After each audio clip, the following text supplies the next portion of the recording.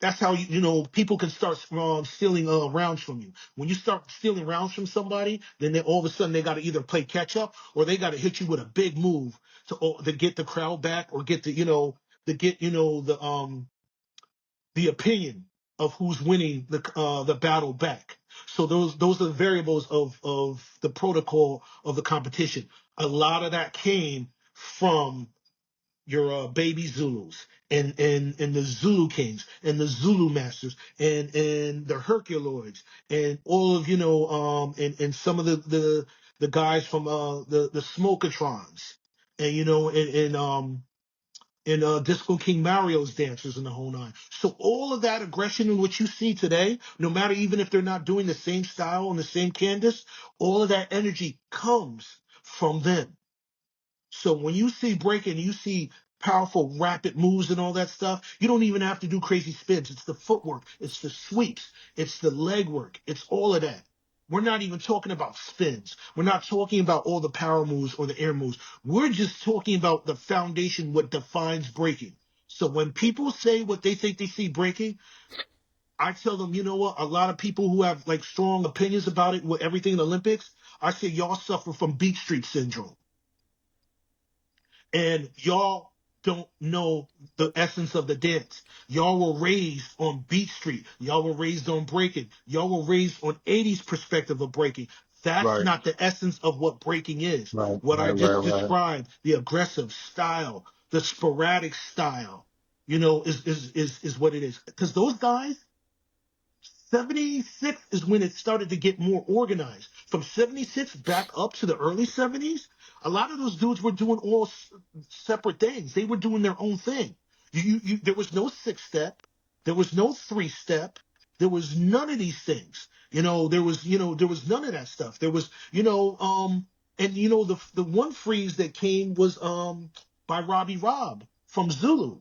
He invented the chair freeze, and that chair freeze created the first three versions of the backspin. The first three versions of the backspin. The first version was done by JoJo from CC Crew, who later on became a founder of Rocksteady Right. and Right. on Smash and all those guys. The second one was a guy, his boy from his crew, Mongo Rock, who was CC, and then he was kind of TVB, and then he became he joined another crew in the late 70s when CC Crew died. So then the last person was Crazy Legs. He created what we call the continuous backspin, which later on translated into halos, and before that became windmills. So what Legs does, which is the third version that looks like windmills, but it's not necessarily windmills because it comes more from neck moves, and neck moves later on translated into to the windmills and all of that stuff. But that's the 80s. We still are around like 76 now. So with that narrative, the Zulu Kings and all of those guys really, started the baby Zulus really started to create foundation because the guys before that had more sporadic. So the baby Zulus had the sporadic footwork and all that, but it was more cohesive sporadic as opposed to the guys before them. And this is all considered first generation right now. But me, I'm like first generation point one, point two, 1.3, and all that stuff or whatever, whatnot. Mm-hmm. Because technically the first generation is pretty much from late 73, 74 to like 78, maybe 79, depending on when you started. So that's that's the first generation. Now there's integral. Some people say, from 78 on, that's second generation, but it Mm-hmm. depends on your crew and how that overlaps. But so argument's sake, we're gonna just say for now it's first generation 70s b-boys. Would New York City Breakers be considered like a second generation New crew? York City, New York City Breakers. Okay, so before they were New York City Breakers, they were a crew called Floor Masters, Right. and Floor Masters started. Some of them started in the late 70s, and some of them claim, first generation, but they definitely can claim, Me personally, I would have to still do research before I would conclusively say that. But one Somewhere thing in I would, between first and second generation, but right? but yeah, they're like borderline on all that, because Floor Right, right, Masters is the original name of the crew. right. They became New York City Breakers when Michael Holman in Phase Two started managing them. Phase Two gave them the name New York City Breakers. When they were moving into another narrative of the whole what they call the exploitation era, and when things started to go to Manhattan or whatever whatnot. But there's battles of them battling Rocksteady when they were still floor masters in the Bronx. Okay, Um, appreciate that. um, definitely from what I've been hearing, I heard you say there was a Shaka Zulu crew of breakdancers. Yes. There's definitely the Zulu Kings, and then Zulu you have Masters, he mentioned right also. the Zulu Masters, and then you have Rocksteady. Now, Well, 20 something. Rocksteady, I mean, all right. So we're still at, I mean, I could talk about that now and then go No, no, back no. to I'm just '76 if you saying, if you want. like, in my when I came into the Zulu Nation is in like 2000. So there were already Hmm. remnants of Rocksteadies that were Zulu. Hmm. There were already Zulu Kings that were Zulu. So the two of you between like L to connect it to how it translate to the Zulu Nation, and you from the B-boy stance and Hmm. historian level from back then. But one, what made that group call themselves Shaka Zulu King? Was that an influence of Bam? From my understanding, I know Bam wanted like some b-boys, so that's where you get like the Zulu Kings. But then Hmm.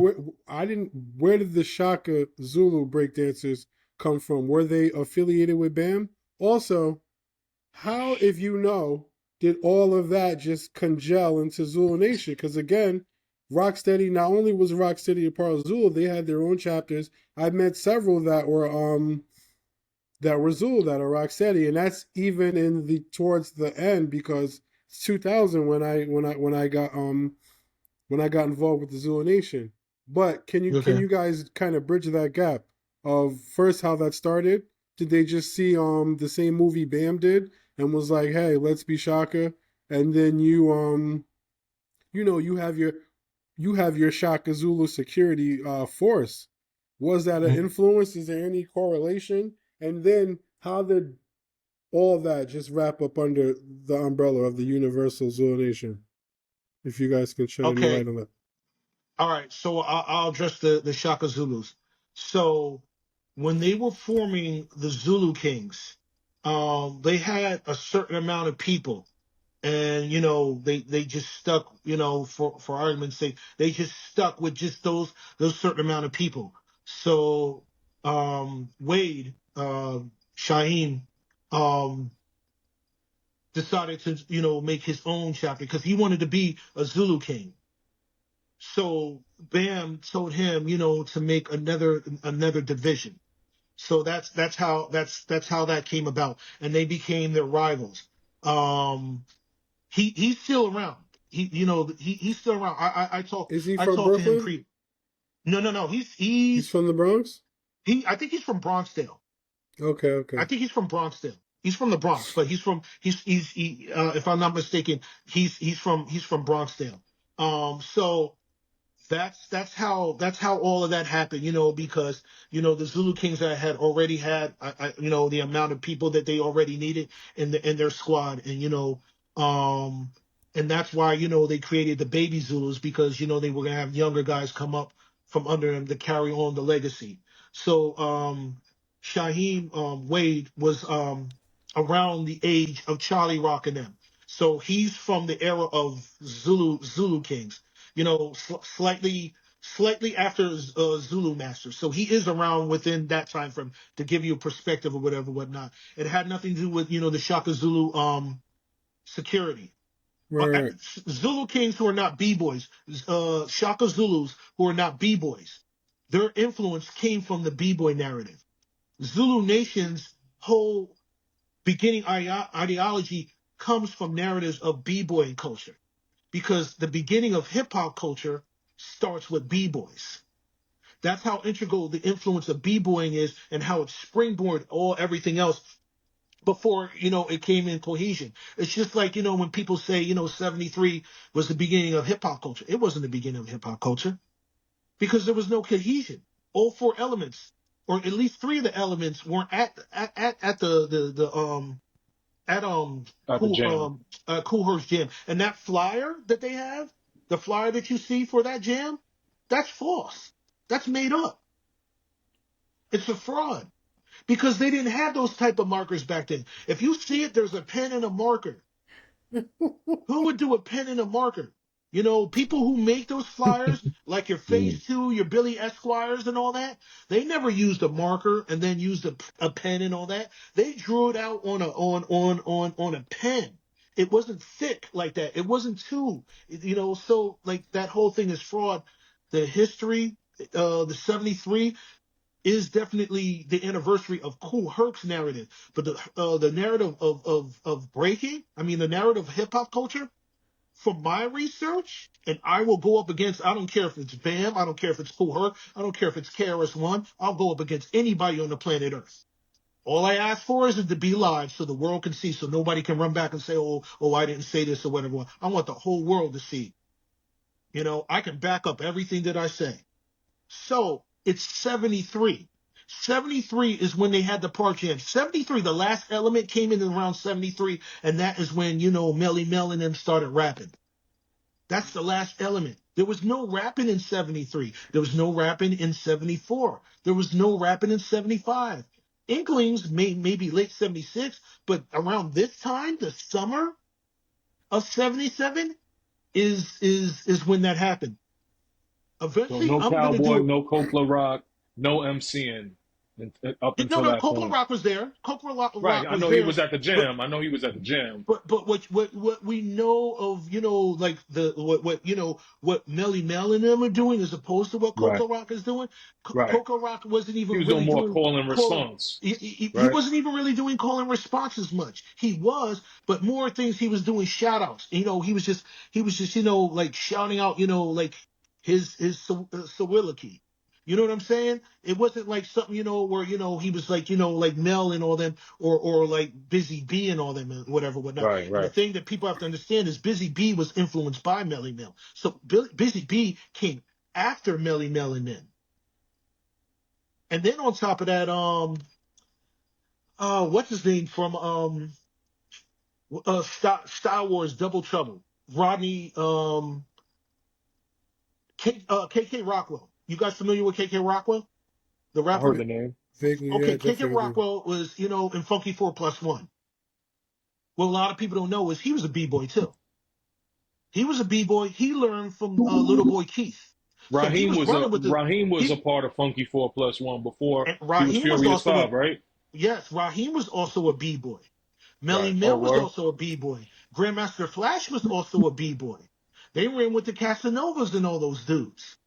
Those were all B-boys. So what we're doing is we're slowly going to be doing these documentaries and putting this out. The Hip Hop Museum, they ain't doing this because they really, I don't want to say that, they're not equipped, Mhm. but I'm going to say they're not the best for the job. Can I ask you this, brother Pluto? Because before I wrap it up, we definitely want to get to the Olympics. We Yeah. definitely want to have you back on because Yeah, there's yeah. You so know what? much to We'll cap discuss. this off at 76, and then we'll start from there next time. Yeah, Right. because I got a lot of questions, But what but I we'll wanted get to to it. ask you briefly was, I lost my train of thought, man. But go ahead, Olympics. continue on. Olympics. Well, Okay, yeah, you know well, I what? wanted to You know discuss what? the Olympics. A quick answer to to his Just P's answer his other part of his question, the relations to Rocksteady. Yes, sir. Um, Rocksteady comes from TVB. Right. Rocksteady comes from Jimmy D and Jimmy Lee, who were on the Burnside chapter of TVB. That when TBB got disbanded in June 16th of 1979, that's when TBB, most of it, not all chapters, but most of the chapters got disbanded in June 16th of Them brothers 1970. are incarcerated, right? No, Jimmy Lee is Jimmy D. Jimmy He Lee went to the is. Navy, but he Okay. he came back for. Did you see the documentary with Dynamic and Rocksteady? No, I didn't see it. Okay, there's a documentary out on Peacock about the battle in '81 of I Rocksteady saw it versus. circulating. I haven't checked it Yeah, out yet, yeah, but I yeah. want When to you get check a it out. chance to, it's real dope. So Jimmy Lee, they found Jimmy Lee. He came back out of retirement. I have a video clip, the only video clip of Jimmy Lee in '81 of him breaking, talking about being in Rocksteady, as being one of the founders. So they come from the TBB chapter of the Burnside the Burnside chapter in 1979. There's two pictures of them where you see Jimmy you see Rocksteady, but the back of them says TBB Rocksteady. Mm, To let them know, to let people know they were still TBB in the right, division or whatever, whatnot. right. Now Rocksteady Crew, which legs and them and all that starting in late 80, 81. So actually late 75, 80. Rocksteady TBB is not Rocksteady Crew, 1979. So that whole 77 doesn't exist because Mm. TBB was still there. Karis One did a freestyle recently that a lot of people were saying stuff, and I had to address that when he said, 1975, Crazy Legs Rocksteady is 75, and I'm like, bro, what are you Timeline was talking off. about? In 1975, Crazy Legs was 9 years old. We do the research. You must learn. We do the research, bro. I I don't like know that. I what you're like talking that. about. You We do flipped the that. research. 1975 TBB first started. So how can the crew that gave birth to Rocksteady just started in 75 and Right. Crazy Legs is a member and Rocksteady exists in 75 when the original members who started the Rocksteady from a TBB narrative didn't start the Rocksteady chapter until That's 1979. like saying the Zulu Nation started before the Black Spades. You know what I mean? Like, come on, that we know that didn't It's happen. so You get so your there's timeline so right. there's so many misinterpreted narratives or whatever. You talk to certain Zulus, they say Zulu Nation or any form of Zulu Kings didn't start till 76. Right. So there's a lot of information in a lot of people, like A lot of information, a lot of misinformation. I was about to say nobody really did diligent research. Right. Me, I've been doing research since late 1982. All four elements. All four elements. I could do the other elements or whatever. But again, breaking is the least known. Me too. There you go. So yeah, so Oh, that oh, And we I'm all. sorry to break your wisdom. What I wanted to ask you, before we, because we gotta break this one in a little while. But what I absolutely. wanted to ask you is, have you done any consulting for any of these b-boy documentaries or any hip hop documentaries? Yeah, there's one with Dancing Doug, who's an original Kool Herc Herculoid. Hmm. I helped him with that research. And there's another one from one of the brothers from TVB. Him and his father did the Rucker documentary a few years back. They're doing one on TVB and in hip hop culture as a whole. I'm involved with that. Also, the director from the Get Down approached me to use my research as a outline write up to create the Get Down 4 years before they started filming.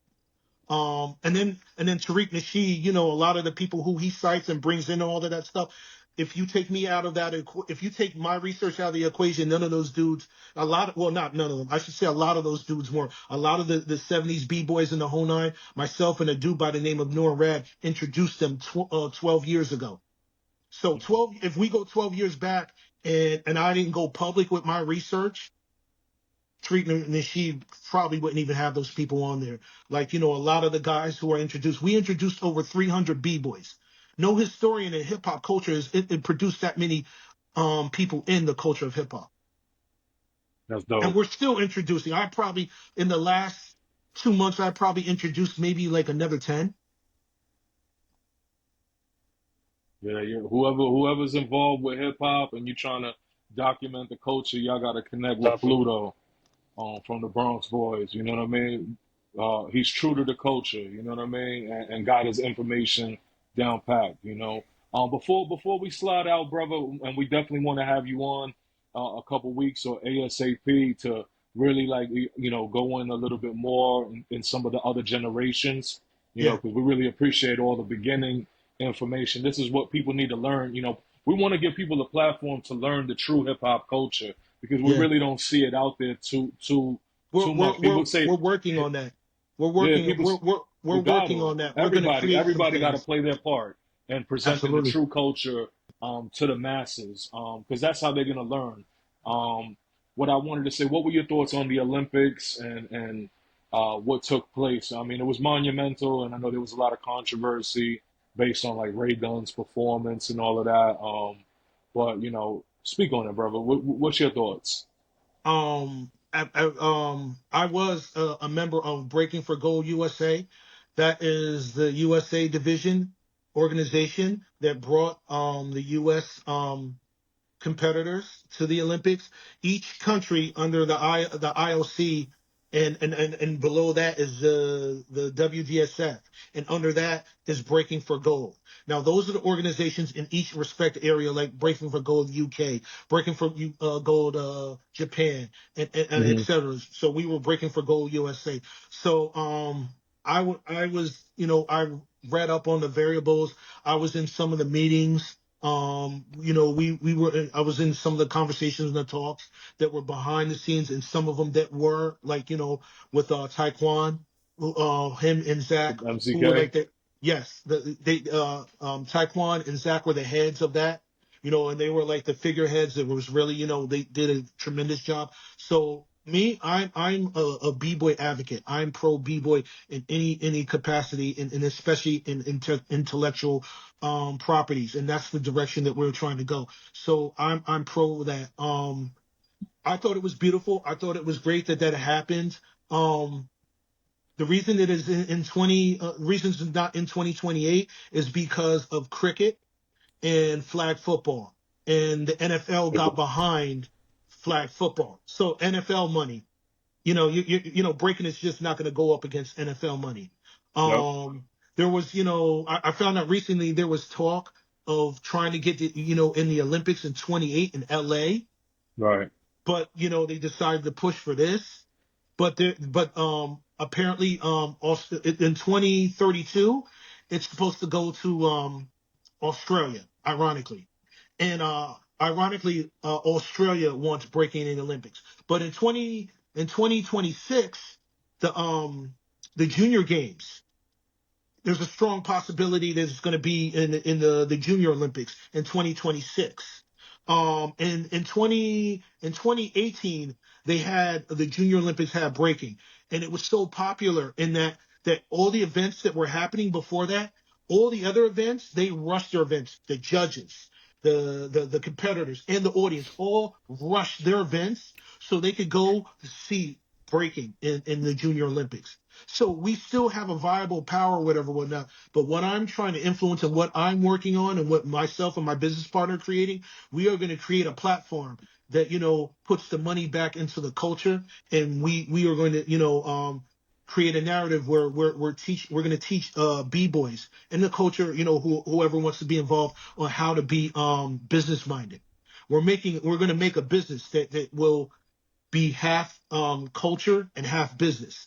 So the school that we're going to is teaching us those narratives, and that's a whole other story, and specifically of what we're going to do. But what we plan to do is going to be very groundbreaking. We're going to take the power. We're going to bring the power back to the That's people dope. Um, on a large And global scale. This isn't tri-state. This isn't national. This isn't local. This is globally. I've already spoke to a lot of global people from all over, different parts of the world and all that stuff or whatever, whatnot. So, next year we're going to be doing a lot of documentaries, and I'm finally going to get a chance to do my own documentary. um, is that's it dope, just man. me or Ray Gun is getting more attention for her performance than the people that actually won? Because I see all the memes. I'm seeing like people making a joke Yeah. about it. I saw Crazy Legs make a statement saying that he feels that her country shouldn't have allowed her to qualify to compete. That's his personal. Well, I mean, the variables behind that. This is what's alleged. And some people say it's factual, and some people it's so-so. But time will tell. That the organization that she made, her and her husband, they were involved with creating that, and that's what allowed her to get to the point where she got to to go to the Olympics. One of the things that people have to understand, just because you say your country wants to go to the Olympics, it doesn't Right. work that way. There's a point system that allows. First, you have to do a point system to qualify to go to be considered to qualify for the qualification to go and compete in the qualification rounds to eventually go to the Olympics. Then after that, there's a point system, and then depending based on that point system, dictates where you are placed. And if your points are low, or if collectively your country's points are low, it will be hard for you to get in. So there's variables that people have to understand. And the Olympics is not a professional thing. This is an amateur Right. competition. And people Mm. seem to forget that. And like you're responsible, or your organization or whoever is responsible, the collective of getting you to the Olympics. That's why it takes a team to get to the Olympics. You know what I mean? You just can't, like, okay, I've been b-boying all my life. People say, well, this person should have gone and this person should have gone. Or they said they Right. should have had Crazy Legs as a judge, or they should have this. Those people are the worst people to have as a judge, because they're not educated. The people who are judges, there's a judging system. And based on that judging system, before everything that happened in the Olympics, they had a proficiency test. So they had to actively judge a lot of qualifiers. And then they were judged and they were rated on their proficiency. And the higher proficiency, the better your chances are to represent as a judge in the Olympics. And each country gets one person. So when people say, "Oh, you should have got Fable, you should have got Legs, you should have got Kenny, and all that," you can't get all. You only one person Right. per country. When you say Eh, Kenny, you mean Ken Swift? Yes, and Ken Swift. So the variables of and it's a I have the paperwork. I've seen it. A lot of people didn't want to be judges. They went to a lot of OG people and said, Legs "Yo, said he didn't want to be why a don't you judge. know I think what's Legs that?" in his statement said he didn't want to be a judge. Yeah, there's a lot of pressure. And here's the thing. I don't know the reasons why he didn't want to, but I'll tell you this, to be a judge, it's a lot of hard work. We're talking about being a judge for the Olympics. It's not like a regular jam where you judge on the criteria. And then there's the criteria, the judging system. The judging system they switched up, which was a little funny. I actually hung out and spoke with one of the guys who created the judging system, was a German b-boy by the name of Storm. Him and DJ Renegade, they made the Trivium, which is the judging system. That's the original one that they were using all the way up until a few qualifiers before the Olympics. Now, if they would have used that judging system, this all would have looked different. And I'm going to go on record. My personal opinion, if they used the original judging system, we probably would have been, we probably would have pulled a few golds and probably, would have medaled at least 3 times. Mm. Wow. But they switched up. And I said a year before that, a year before the Olympics, you know what? I see, and a few people have said, I think, the world is hating on the U.S. because they just don't want to see us, Yo, overachieve. That's my opinion. personally, when I watched it and I saw the Asian sister that represented for the U.S. and she lost to the Lithuanian Mhm. B girl, I thought she won. You talking about I thought logistics? she won. Me personally, You talking about logistics when yes, she hit that yes, freeze, right? When and she hit that yes, hollow back freeze, yo, I was like, yo, she got this. And then when she didn't get it, I'm like, yeah, yo, I'm she got robbed. saying the same thing. And Taekwon even said it. I'm not A lot even of a people big said it. boy She or got robbed. anything like that. I just love the culture. And when I Yeah, saw that, I was like, and then I'm yeah, looking at, no she got disrespect robbed. to the sister from Lithuania, but I'm like, I've seen better breaking in the 80s walking down 42nd Street. That's how I felt. Right. But see, that's a different animal. See, that's the thing. That's the variables that people have to understand. What you see in the Olympics It's different from breaking at a jam. It's different from breaking at a Red Bull event. It's different from breaking at, like, a jam from a Red Bull event is two different things. A jam is somewhere where everybody, you just call people out, and a lot of b-boys just wild out on each other. A Red Bull competition or freestyle sessions is more organized. There's some rules and there's certain things that you have to abide by. Each competition has a different set of rules, and breakers are starting to learn that each different event you have to, abide by the rules. Now, if you want to advance and you want to do well in those realms, you have to learn the rules. So you have to know how to cater to that. That's why people like grassroots jams. You don't have to do none of that. You just go off and and it's like in a cipher, you battle until somebody runs out of moves, or until somebody can't physically perform, or if you run moves. And when you hear the term, oh, he was running moves, that means, and you can't do that in any of it, even in the Olympic level. Running moves means you can't repeat or do the same move. So when people say, "Oh, these breakers are not athletes and all that, or whatever," LeBron can do a repeat. The New York Giants can repeat a play. The Knicks can repeat a play. But in breaking, you repeat. That's in the Olympics, it's a deduction. But in a cipher jam battle or on the street, you automatically lost. Y'all could have went 30 rounds, and you were on your 29th round, and if you ran a move, you lost. Thanks for putting that in perspective. That's great. Thank So you. I mean, and For that's real. just a small amount. But yeah, the Olympics, there's a strong possibility it will be in 32 in Australia. But yeah, there's a little backstory developing with that girl, and there's a petition that people are signing. They're over like Yeah, I just 50,000 saw her people, and her because husband if it's gonna saying, I be, just saw her and her husband make a statement saying that they want the memes to stop, and that she feels that she's being bullied now. I just saw that today. but she was over there dancing, and she was over there dancing in other clips and partying and That's doing what I all saw. that dumb stuff.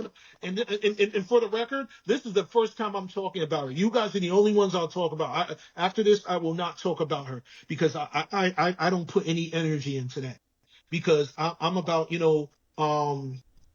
high quality content for the culture. We're trying to level up, and we're not doing this for corporations. We're doing it for us.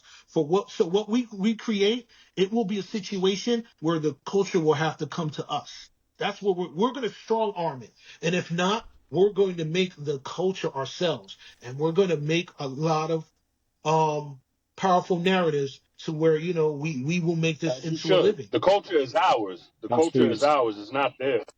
It's not theirs. Absolutely. And Right. whenever there's a time where y'all hit me up and say, yo, can you get a hold of this b-boy? We want to talk to this b-boy or this b-boy or whatever.